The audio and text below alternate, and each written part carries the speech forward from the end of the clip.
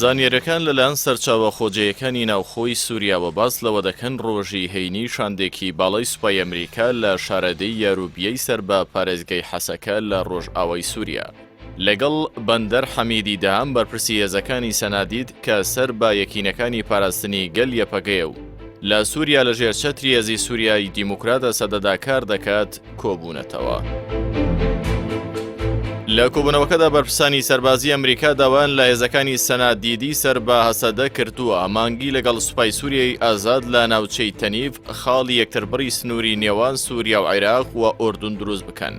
ئامانج لە هەمانگیەکانی نێوان هەردوو هێزەکەش دابینکردنی یاسایشی سنوورەکان و گرتنەبەری ڕێوشوێنی دشت بە چەکدارانی بیانیە کە لەلایەن ئێرانەوە پشتیوانیان لێ دەکرێت.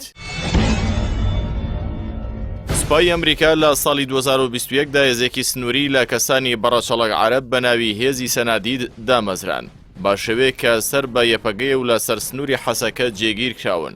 ئاوکات سوپای سووریای ئازاد کە خۆی با گروپی چەکداری دژی ڕژێمی سووریا دەناسێنێت با پشتیوانی ئەمریکا لە ناوچەی تەنیفی سنووری نێوان سووریا و ئوردون بوونی هەیە.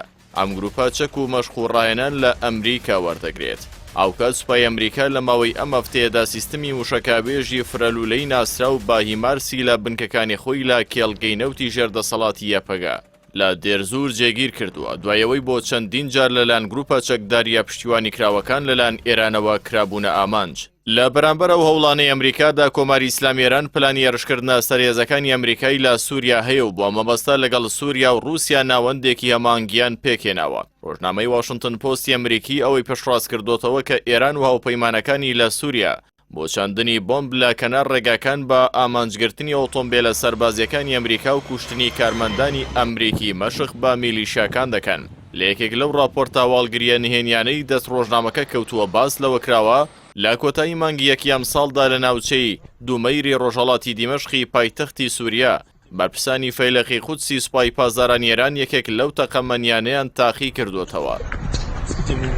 باپی بەڵگەنامەیەکیش کە ئاژەنسی ئەنادۆڵی تورکی بڵاوی کردوتەوە. پارتی کرێکارانی کوردستان پەکەکە لە کۆتایی مانگی دوی هەمان ساڵدا لە شارۆچکەی ڕومەیلانی پارێزگای حەسەکە لە باکووری سووریا دەستی بەسەر سێ تەقەمەنی داگرتووە و ڕێگری هەوڵی بەکارهێنانی ئەو تەقەمەنیانەی لە دژی هێزەکانی ئەمریکا داوە.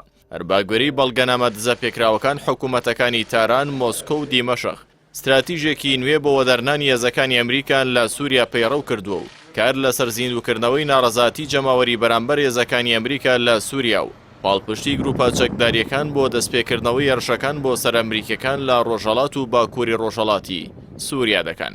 بۆ مەبەستەش بەرپرسانی باڵای سەربازی و هەواڵگریاریەکە لە رووسیا و ئێران و سووریا لە مانگی تشرینی دووەمی ساڵی ڕابردوودا کۆبوونەتەوە و لەسەر دامەزراندنی ناوەندێکی هەمانگی بۆ بەڕێوەبردننی پلانەکەیان ڕێک کەوتون.